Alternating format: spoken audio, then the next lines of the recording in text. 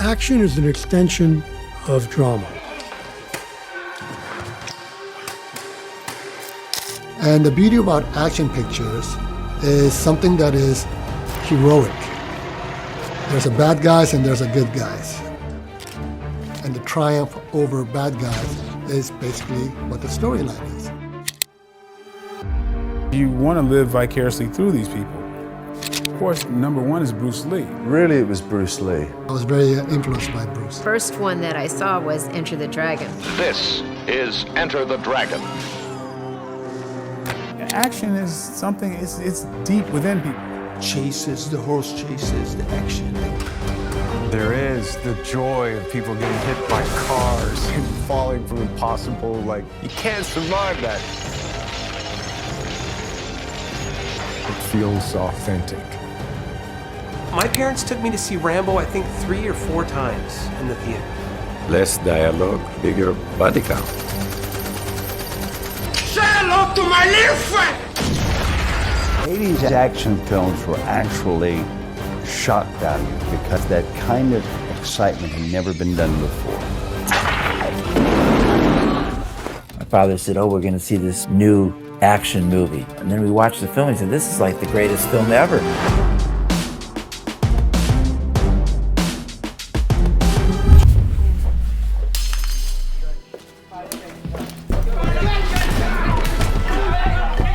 For decades, action has been the beating heart of cinema. But action isn't just explosions and fistfights. It's choreography, editing, camera movement, and pure storytelling magic. The church scene in particular was spectacular. What for you was the most fun and most difficult part of that film? Well, but that stuff was the most fun and the most difficult. This is a story of how action cinema evolved from silent stunts to bullet time ballet, and the incredible science behind every great action sequence that we have witnessed over the years. Before all this CGI stuff, action used to be real. There was real danger, real effort. In the silent film days, Buster Keaton and Charlie Chaplin weren't just doing comedy, they were risking their lives. With Buster Keaton, he was, as we're now beginning to realize, the greatest of all the clowns in the history of the cinema. The General is in its entirety a chase film.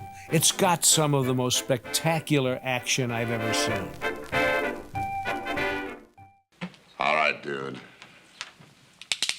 This time, right between the eyes. Stagecoach, maybe. I remember dying to see Stagecoach. I was 5 years old and was on a re-release, and I only saw the trailer, but my parents wouldn't take me. It was one of those things, and to this day, in my mind, I've never really seen the film. I really admire Stagecoach because, for one thing, it was John Ford's first foray into Monument Valley.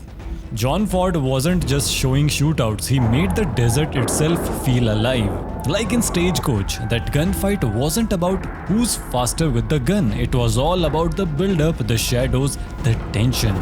Your films often depict bloodshed and violence. And my pictures do not always show violence. Very, very few of them do. And if they do show violence, it's over very quickly. Over in Japan, Akira Kurosawa was changing the way action was filmed. His movie Seven Samurai wasn't just a film, it was like a lesson in how to shoot chaos in a controlled way. It's hard to really appreciate the true genius of Kurosawa, I think, until you've seen a few of the films and then you've been able to see other films at the same time and be able to realize his visual style. My favorite of all time is really Seven Samurai. In Seven Samurai, when the warriors are defending that village, every sword clash hits harder because of the way it's edited. One of the most famous action sequences in the history of motion pictures, the great chariot race of Ben-Hur. But may I introduce the gentleman we've been honoring here today? Greatest film directors of all time. Ladies and gentlemen, the legendary Mr. William Wyler. Ben-Hur was never intended to be anything artistic. And the winner is Ben-Hur. And the winner is Ben-Hur. The winner is Ben-Hur. The winner is Ben-Hur. The winner is And the chariot race is done, especially if you see it on a big screen, or at least on a wide screen, with the right aspect ratio. It's one of the most thrilling and the most beautifully crafted and artfully made sequences in movie history. To me, to me, ultimately, martial art means honestly expressing yourself. Now, it is very difficult to do. I mean, it is easy for me to put on a show and be cocky and be flooded with a cocky feeling and then feel like pretty cool and all that. But to express oneself honestly, not lying to oneself, that, my friend, is very hard to do. And you have to train. You have to keep your reflexes so that when you want it, it's there. My last name is Lee, Bruce Lee. And you worked in motion pictures in Hong Kong? Yes, since I was around 6 years old. And you went to college in the United States? Yes. And what did you study? Philosophy. In 1973, everything shifted.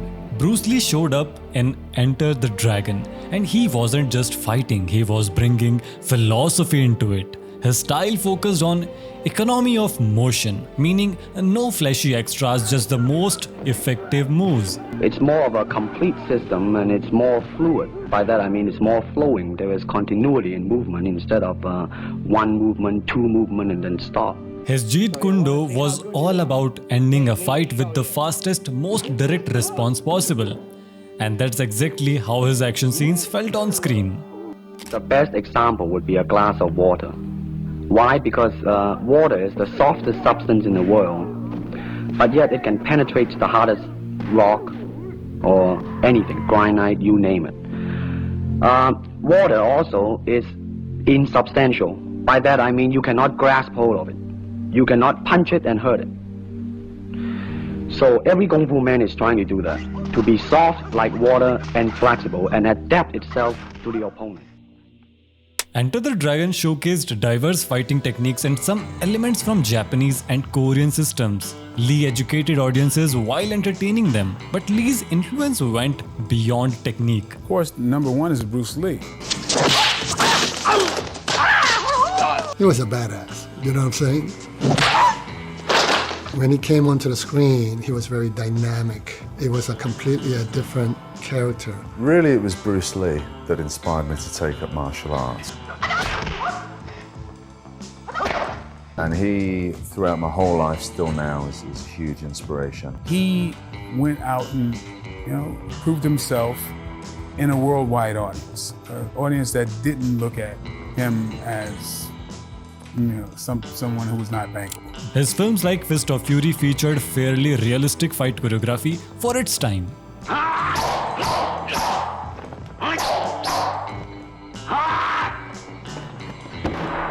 The influence spread worldwide. In Hong Kong, filmmakers were creating their own unique style of action, all about smooth choreography, precision, and making the fights look almost like visual poetry. It was a big contrast to Hollywood at the time, which mostly relied on brute force and raw muscle. That idea of a bunch of macho dudes or a macho guy running around with guns and crime and things blowing up kind of turned into its own genre. This was peak muscle cinema. Stallone, Schwarzenegger, giant guns, bigger explosions. People wanted bigger and better, and that's when Arnie and Sly came in at perfect timing, They were much stronger and bigger and full of muscles, and it became the standard. Action movies back then weren't subtle. They were just about showing how badass and indestructible these guys could be. All I demand of a movie like this is a lot of action, well done, and a rooting interest, somebody to care about. This movie provides both. Certainly does. It's got an awful lot of action, it's got people you care about, and it's got a rather ingenious plot. When I walked out of the Terminator, at the end, mind you, I was thoroughly entertained. I'm a friend of Sarah Connor. I was told that she's here. Could I see her, please? No. Their rivalry was the stuff of legend. Arnold even admitted they competed over everything. who looked more ripped, who carried the bigger guns, who acted tougher on screen. We were incredibly antagonistic. I think what you need is a little iron in your diet. We couldn't even stand to be in the same room. People had to separate us. Son of a bitch. While Hollywood was busy showing off muscles, Australia was cooking up something different. Greetings from the warrior of the wasteland! George Miller's The Road Warrior proved you don't need superheroes to make action work. You just need real danger. He's been very innovative with his style of filmmaking, I think. He uses a theme that perhaps has been used before, the hero theme, the Western or whatever, and applies his particular talent to it, which is his technique in film. He's got an originality that I don't think's been seen in certain other films. Those insane car chases, no CGI, no tricks. Yeah, Road Warrior everything was in camera. I mean, nobody had a clue what a computer was. And suddenly we had those movies where the action was dominant, and within 90 minutes we had at least 45 minutes action. Real cars, real crashes, all shot in the middle of Australian outback. Action films are always getting revolutionized when a true genius comes into the fold. George Miller redefined what you could do with an action film. That his mind is so directed upon what he is doing that you could practically drive nails through his feet and he wouldn't, no, I'm serious, he wouldn't feel it. Concentration. Yeah, that's a great strength as a director, I think. Miller basically turned chaos into art, where every smash and collision felt heavy because it was actually happening. George Miller had made Mad Max and Mad Max 2, and they were having huge amounts of influence on what the action directors of the 80s were about to do. And he made them on these kind of, dirt poor budgets. But yet they arrived and became this cult phenomenon. The 80s were kind of the peak of practical filmmaking, right before CGI took over.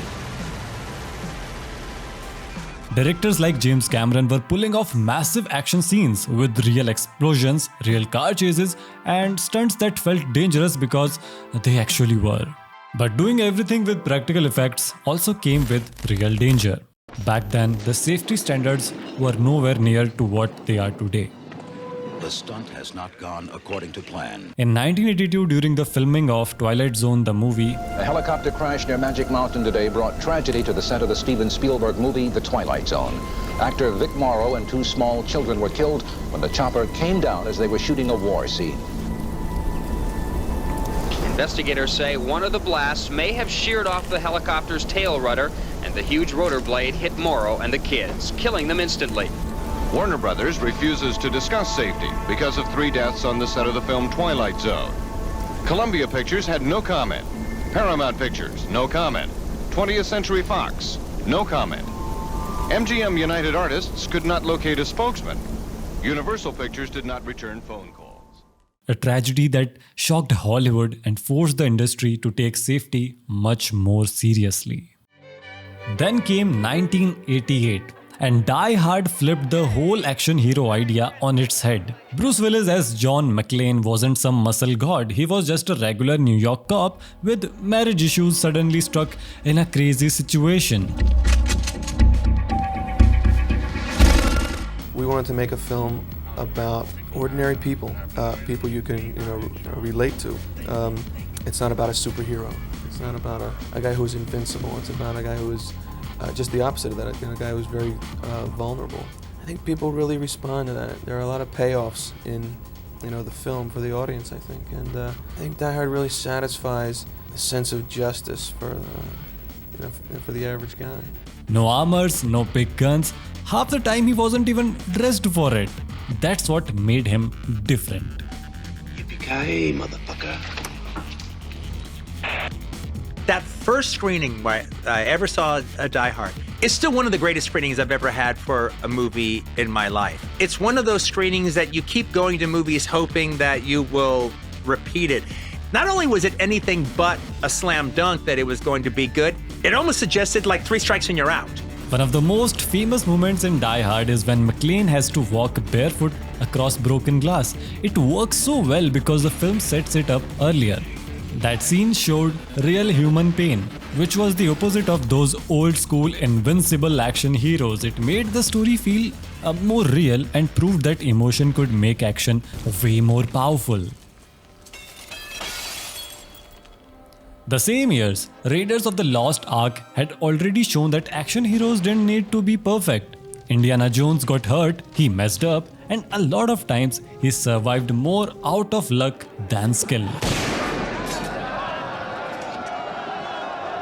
With Raiders, you get something that is a huge hit and has a, he's a flawed hero, but he's a good guy. Good guy didn't always get away clean. He got hurt. Whatever it was, it was not always perfect. Action was the thing. Everybody wanted action. And you know what? Also today, it's the same thing. But every whip crack, every giant boulder, every truck chase was done with real stunts. And that's what made the audience believe a guy could actually pull off those crazy adventures. Films from the 60s, 70s, 80s, when they were really doing real stunts. If you saw a car flip over 5 times, somebody was in that car and it was real. All right, pop quiz. Airport. Gunman with 1 hostage. He's using her for cover. He's almost to a plane. You're 100 feet away. What do you think? Speed in 1994 pushed this idea even further.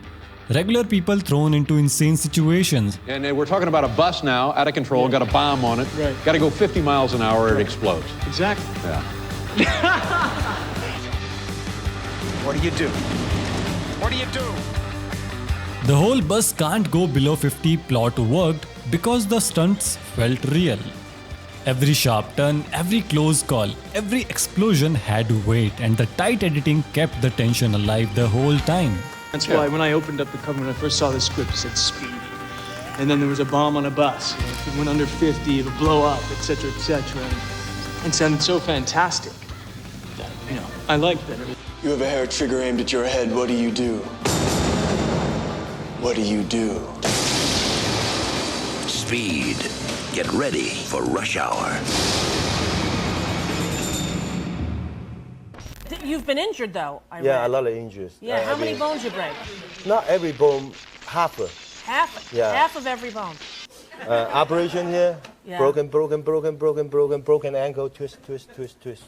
Then that's usual. Yeah, that's the usual. By the 90s, Hong Kong action was starting to shape Hollywood too. Jackie Chan's big international hit, Rumble in the Bronx, showed Western audiences a whole new approach, martial arts mixed with comedy. He would turn random everyday objects into weapons and use the environment itself, making fight scenes feel like wild playground adventures. I'm scared. How? Really? Sometimes I just scared, cannot sleep on the whole night. Even simple things, I'm also very scared. You can really get hurt, but you just don't know how bad you are, get hurt you are. I think we just have the guts. Me, including my J's team, stunt team, they just have the gut to do it. And we believe ourselves. Jackie Chan's style came with real danger. In the famous Police Story mall scene, he slid down a pole covered in lights, sparks flying everywhere, and crashed through layers of glass. He ended up with burns and even dislocated his pelvis.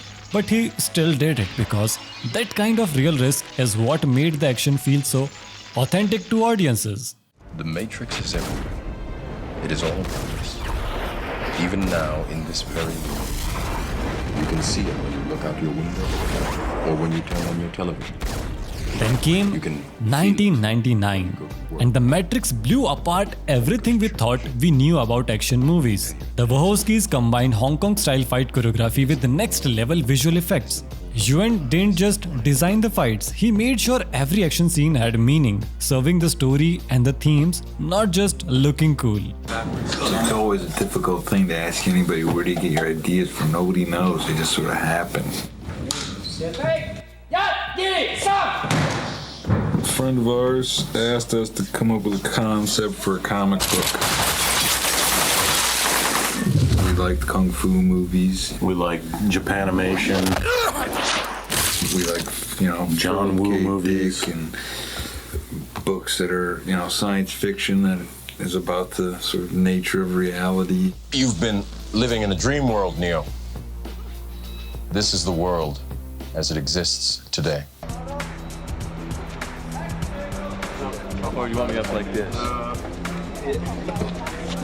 That's the one. That's the look. The famous bullet time effect came after tons of testing with 27 cameras, the last one being the live action shot. This tech wasn't just for show, it was built to match Yuan Wu-Ping's vision, giving him control over space and time in a way Hong Kong action had always aimed for, but never been able to pull off with that kind of precision. The integration required months of preparation where actors learned not just martial art moves, but the philosophical principles underlying Hong Kong action cinema. Well, thank you, Academy, for First scene that I shot was, remember the where I'm running on the rooftops, ding, ding, ding, ding, Yes. ding, ding, ding, right? And we shot there for about 10 days, that whole action sequence. In 2000, Ang Lee's Crouching Tiger, Hidden Dragon turned wire fu into pure art. The focus was more on the action. Best foreign language film. And the Oscar goes Taiwan, Crouching Tiger, Hidden Dragon. This is producer Ang Lee's first Oscar for Crouching Tiger, Hidden Dragon. Bride speaks for the first time in the picture. She looks up at the man standing over her and says, "Bill, it's your baby." It's your baby. A beat after she says the word baby, we hear a bang, and the bride receives a bullet in the side of her head. Cut to black screen. The fourth film by Quentin Tarantino. In 2003, Quentin Tarantino came in with Kill Bill Volume 1 and gave us pure operatic bloodshed.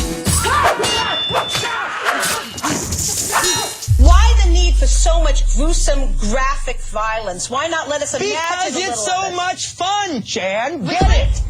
Here we go, and action. We're at the premiere of the Bourne Identity, and we asked the stars, why is this the movie to see? Because it's better. The Bourne Identity, 2002. It changed the way action was shot. We're striving for something really kind of interesting and original, and people will get a kick out of watching it. Paul Greengrass popularized the shaky cam style, the camera moving with every punch, every chase, making the audience feel like they were right in the middle of the fight. As soon as I was done with Go, and everybody's like, "What do you want to do next?" I'm like, "Okay, I want to do the Bourne Identity."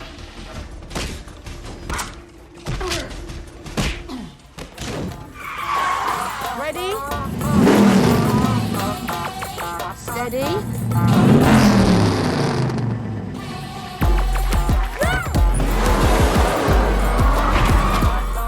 The 2000s also gave rise to another kind of action altogether with Fast and Furious series. These movies turned cars into weapons, characters, and action set pieces all on their own. From street races to heists, every film pushed the scale bigger, louder, and flashier. Did you ever have a moment of sheer terror while you were filming?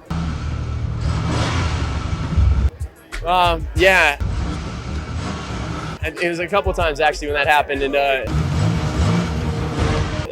it was mainly just because I couldn't remember my lines.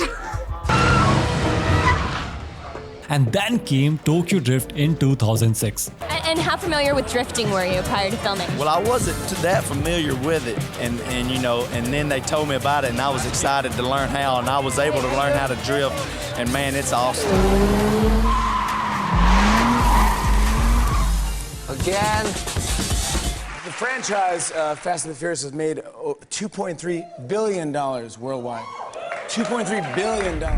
Isn't it a little bit dangerous to have the star of your movie standing on top of the Sears Tower looking out and having it be really him? Well, to be honest, it's not dangerous because he's sort of tethered very safely, and obviously we wouldn't let him near anything. We really felt he'd be in danger. But I have to say, I'm pretty astounded that he actually had the nerve to do that. Now, while the Bourne movies and the Fast and Furious movies were changing how action was shot, Christopher Nolan was going in the opposite direction. He pushed for practical effects and real stunts.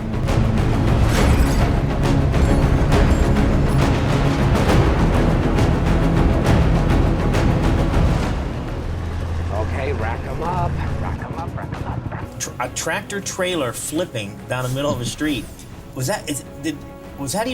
Did people tell you were crazy, or was that even possible at one point? Yeah, people didn't tell me I was crazy. They just sort of, Chris Corbould, our fantastic special effects guy, just tried to talk me into a smaller vehicle all the time. And, you know, could it just be a van, or could it roll sideways and all the rest? And I went with that for a while because, you know, if he says he can't do something, he's somebody you believe. But one day I just sort of said to him, you know, I'm sure you can figure out a way to do this. And he kind of rolled his eyes and went off and found a way to do it. And he did it absolutely perfectly. It was an incredible and beautiful thing to watch. This thing just flipped straight up and over, hovered for a second. After Nolan proved how far practical stunts could go in Hollywood, a very different kind of revolution came from Indonesia in 2011 with The Raid Redemption. This completely redefined modern action. Let's see how you do under pressure.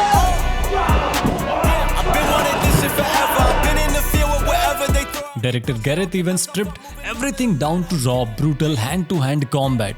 Instead of quick cuts and shaky cameras, the fights were long, intense, and brutally realistic. Sometimes when you get something done really quickly, and you know the performers that are all on the same page and they're going at it full, and when you get that shot in like 4 or 5 takes, then you feel great and you're pumped up and you're excited to go ahead and do that scene, the rest of that scene. Like the most amount of takes we did on something was about 40, and all it was a quick turnaround and a knee to the face. Give them a name to remember.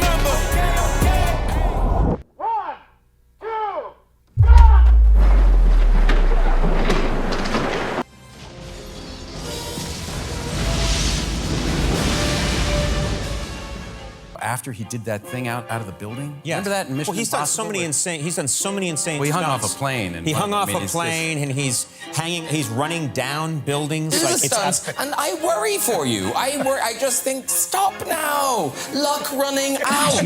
There's no one doing it like you're doing it. You're hanging off the side of the plane. And I think it's probably important that people know that you're really doing these stunts, because nowadays almost anything is possible. My breath was taken away. I've never seen anything so dangerous, so exciting. He wanted to do something crazy, something he had never done before. To do what he's done, and just this short, brief introduction with climbing, and then get out on like a 600, 800-foot cliff. Not so much worry, I was so scared.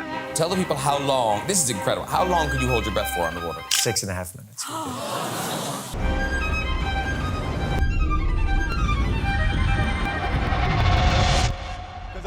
I started and I told myself I was doing all of my stunts. I was doing, Tom Cruise that was just hanging on the side of an airplane. Yes. At 50. Yes. I was like, man, I'm better than Tom Cruise. Yeah. Do it. And I did like 2 stunts, and I was like, I'm not better than Tom Cruise. It's not what you did, son. It's who you did it to. Who? The fucking nobody? That fucking nobody is John Wick.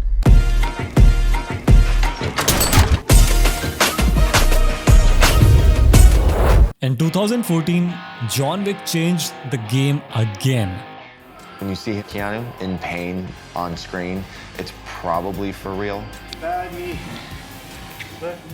It introduced Gun Fu, a mix of martial arts and gunplay, and set new standards for how clean and stylish action could look. We've mentored under a lot of great directors, and it's really incredible to get a chance to show people what we can do storytelling-wise and action. It was really fun. It was cool. The directors wanted to do this shot where there's a guy shooting at me. I'm in a car. I come sliding in and drift around and come back around in one take. But plus be shooting while you're doing that.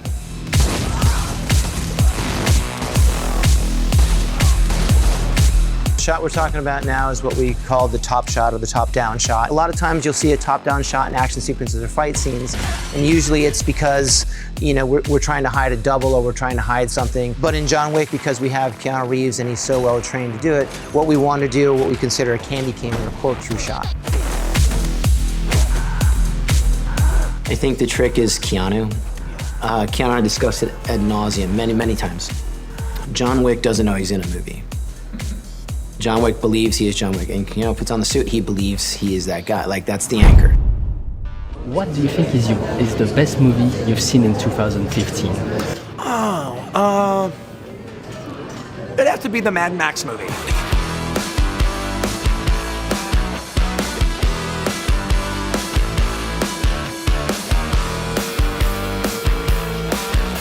And then George Miller came back to prove he's still the master of chaos. After reinventing car action in the 80s with The Road Warrior, he returned with Mad Max Fury Road in 2015 and it blew everyone's mind. I saw Mad Max, last summer, and it absolutely melted my mind. I like Mad Max so much that my wife and I went to go see it, and it started, and she said, "This is not my kind of movie." And then it ended, and she said, "I want to watch that again." I go, "Yeah." She goes, "No, I want to watch it again, like right now." What took you so long?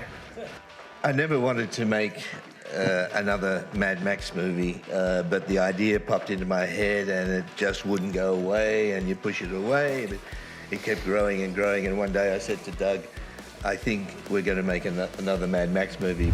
Together, Fury Road and Furiosa proved that Miller didn't just reboot his franchise, he raised the bar for what modern action movies can be. Today's action cinema is split between CGI-heavy spectacle and the raw realism audiences still crave. New tech like LED stages create fresh possibilities, but at the end of the day, it's not about bigger explosion or crazier effects. Great action makes you feel it, whether it's Kurosawa's samurai, Bruce Lee's precision, Schwarzenegger's muscle, McClane's vulnerability, or John Wick's gun fu. The best action always connects both physically and emotionally. At the end of the day, action hits the hardest when the danger feels real, when the fights reveal character, and when every big moment reminds us why we love movies in the first place. Hear the sound of the bells when the Lord gone, and the boys unleash hell when the war's on. Bloodthirsty when the dogs put their paws on. You gon' tell them that they go a little